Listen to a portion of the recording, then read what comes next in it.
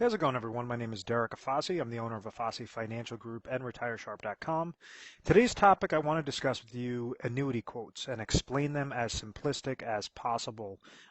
Basically, what's happening is a lot of times an individual receives a quote, an illustration, and they think that that's the greatest thing since sliced bread. They don't truly understand what it means, where you could kind of read between the lines and see the fluffed up projections that insurance companies try to do. So what I want to do is kind of expose some of the things on how to read between the lines and see whether or not something has a contractual guarantee, how good of an actual product it is with a worst case scenario basis to determine, whether or not you should throw any dollar amount in there, let alone your entire life savings, your entire retirement savings into it, because many times, they're explained the wrong way, and then advisors are able to fluff up these projections so that somebody kind of has that bait and switch, get hook, line, and sinker into getting set up with a contract. So, because some of the things I'm going to go over is the different types of annuities, really briefly, the biggest problem when receiving quotes, and then this part, I don't mean to offend anybody with any curse words, but read through the BS and find the cash flow. So to get started, types of annuities. Now we understand that annuities are types of retirement products that are set up through insurance companies. So only insurance companies could offer annuities. You've had other types of annuities in the past that a lot of individuals mistake for the annuities of today. So please be mindful that there were innovations. There are constant innovations from the 1990s, early 2000s, after 2008, after the downward market crash. So they have a whole slew of different things on how they're tweaked properly for an individual situation, and how you could leverage an actual contract or an annuity contract specific to your needs. And all that means is it's set up through an insurance company. Insurance companies are the only ones that could offer annuities, just like a certificate of deposit could only be offered through a bank. Annuity contracts could only be offered through insurance companies. The first very easy type of annuity is the fixed annuity. I typically like to see these things known as MYGAs. So what this says is kind of just like how if you understand how a bank CD works, where let's say you have a 5-year bank CD that's paying you, right now 1% per year. Obviously, it used to be much higher in later, in earlier years. But what this would say is essentially, if you have a bucket of $100,000 and you have a bank CD that pays you 1% per year, well, after the first year you're getting $1,000, second year $1,000, third year $1,000, etc. So individuals are able to leverage fixed annuities with the same sort of concept. They like the safety of banks. They like the safety of a legal reserve structure like an insurance company can provide with these types of fixed accounts, but they want to have a better return on their money. So, if a typical bank CD is paying 1%, typically the MYGA, that fixed annuity, is paying, in between 2 to 3%. So it's going to be, about 2 to 3% higher than what current bank CDs are getting paid. And they're all going to be tied to interest rate environments. So even right now, MYGAs are pretty low, bank CDs are pretty low. So if you ever get an illustration, there's a couple of things that you want to make sure that or an annuity quote on this, you want to make sure that if they're giving you a specific dollar amount, like let's say $100,000, and it's set up to a 5-year MYGA, you want to make sure if the first year they're paying you 3%, that every single year after that is going to get paid 3%. You want to have that flat amount of interest credit in there. Many times you have these types of annuities that they might pay you like 4% the first year, get somebody in there, and then all of a sudden reduce that rate down to what they feel is necessary, which could be 1%. And now that person's handcuffed into that contract for the next 5 years. So the first type is the fixed annuities. You just want to make sure that you're reading through those lines. The variable annuities, you have different things with variable annuities. I talk badly about variable annuities. I don't like them. I typically think that they're posed as something else. They're trying to be a mutual fund, and they have mutual funds invested in them. They're trying to be an income product, and just kind of the blend is not a good thing. It's kind of like one of those half boats, half cars. If you ever go to amusement parks, or I think they have them over at Busch Gardens. We're located over in Tampa, Florida, so we got Busch Gardens over here, and there's this thing that is basically, it drives up and like the safari, and then it goes into the water. So it's kind of a boat and a car mixed. That's what I think of a variable annuity is, it's not a good investment product and it's not a really good income product because you have a lot of hidden fees. Sometimes it could work out well if you got set up in about, 2006, 2005, depending upon what those income riders were that you attach onto that product. But essentially when I go through how to figure out the cash flow, you could see how the hybrid annuities have actually been a lot better than what the variable annuity rates are right now.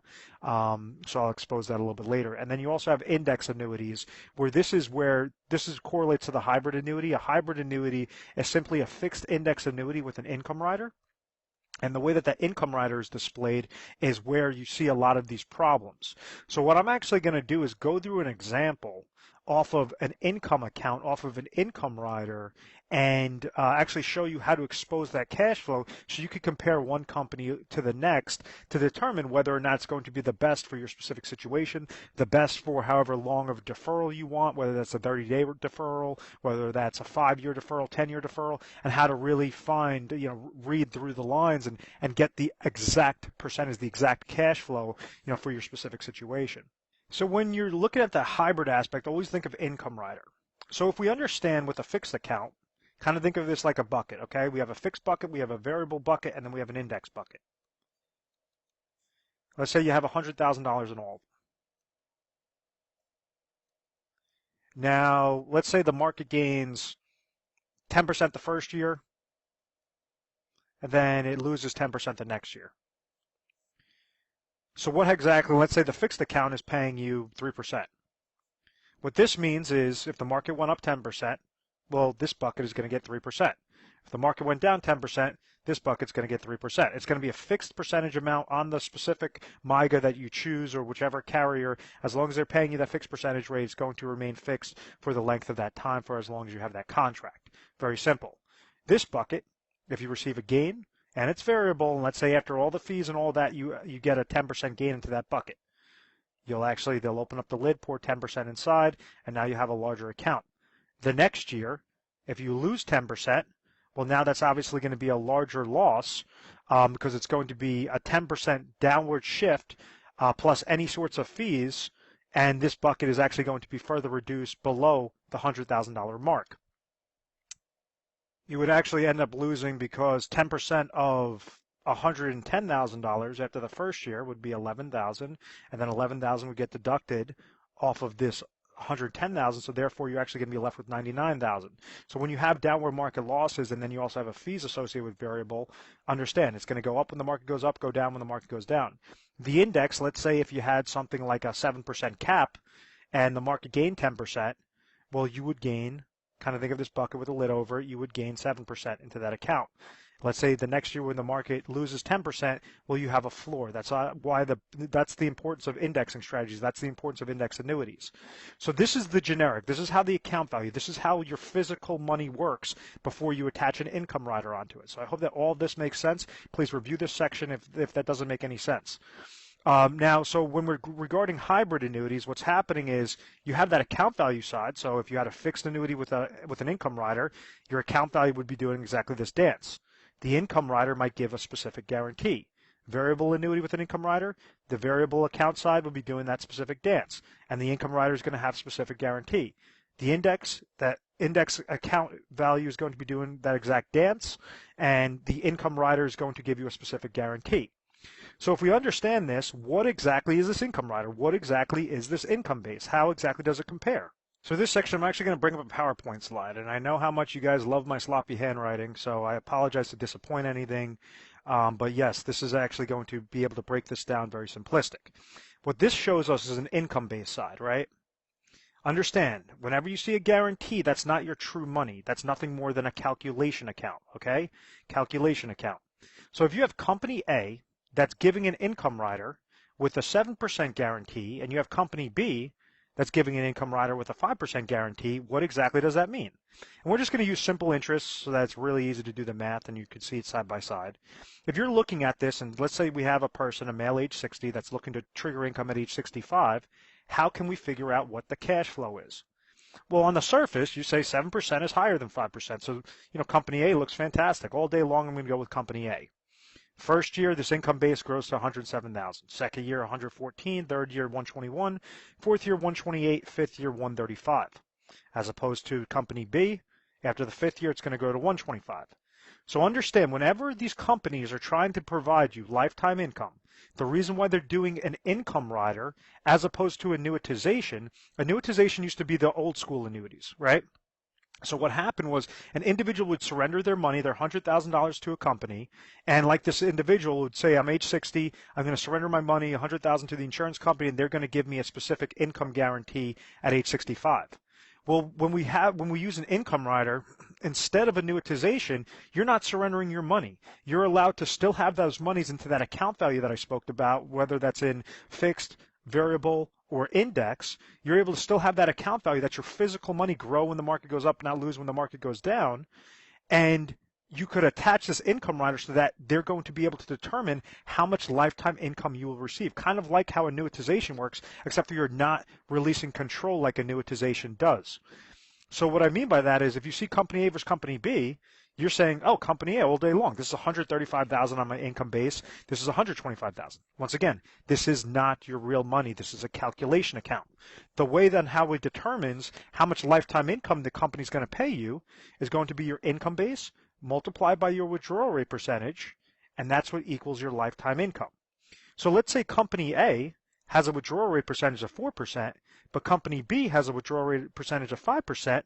What exactly does that mean? Well, that means company A is going to be, at age 65, they determine that their withdrawal rate percentage is 4%. Company B at age 65, male, determines that's going to be 5%. So when we actually do the calculation, 135 multiplied by 4%, 125 multiplied by 5, your actual numbers, and I hope that you could read this, is $5,400 with company A and $6,250 with company B. So what that tells us is that company A is a much crappier product than company B. If we're looking to get the lifetime income, the best lifetime income out of this, well, we understand that out of the $100,000 deposit, a 6.250% cash flow is with company B as opposed to a 5.40% cash flow with company A. So therefore, there's no reason to go with company A over company B unless you had a better rating and this was just a generally better company. You could kind of pick your poison on that route. But if you're looking specifically for a cash flow side, this individual could throw $100,000 and get a much higher cash flow percentage with this 5-year deferral with company B. So I hope that all of that makes sense, guys. This is so important to understand because this is how you're able to weed through whether a company that's telling you, oh, we're going to give you a 7% guarantee, or a company that's saying we're going to give you a 5% guarantee, what that actually means. So in this example, let's say if, at this point in time, the $100,000, we understand we have the account value side, we have the income base side. This shows our income base. So maybe at age 65, his $100,000 grew to let's just say it was 110,000. No real good growth, 110,000. And then they decide to pull out. So we understand the income base at age 65 is 125,000. Well, they're going to go off of the income base multiplied by the withdrawal rate percentage, $6,250. So anytime that they're taking a withdrawal of $6,250, it's going to deduct this off of the account value side. So therefore, it's going to be less. So if your account value gains when the market, like an index, like a fixed index annuity with income rider, it's going to gain when the market goes up, not lose when the market goes down. But you're still going to have to, if you have an income rider, most of the times they have an income rider fee, which will be a negative, typically less than 1%. And then also, if you're taking a withdrawal, that's going to be a negative as well. So the longer and longer that you're living, well, yes, you have potential for this account value to grow.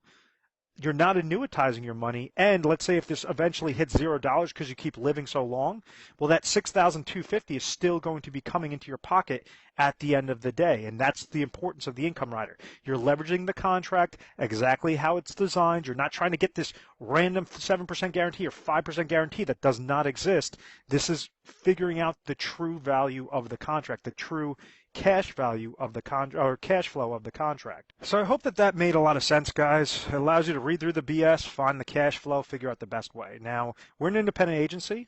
Like I mentioned all the time, we're 24/7 customer service. You give us a call mornings, nights, weekends, holidays, whatever the case may be. Someone will always be there to take your call. What we try to do is help you figure out whether you want to have an income need, what your situation is, how you got to your situation, do you have certain flaws with your plan, and what do you want to accomplish? So we leverage a whole slew of carriers. We leverage a lot of annuity contracts, pretty much any contract possible in your area, limited to like Alaska, and there's a couple other states that we don't cover.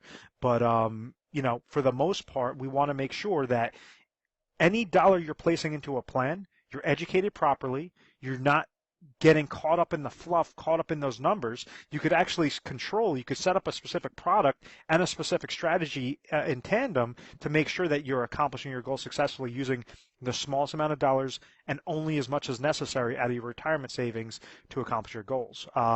We also have a bunch of free ebooks. So give us a call at any time. We just set up a whole slew of them. I think we have about 7 or 8 new ebooks out there. So give us a call if you want to have, if you want to have access to some of those where you could expose the cash flow.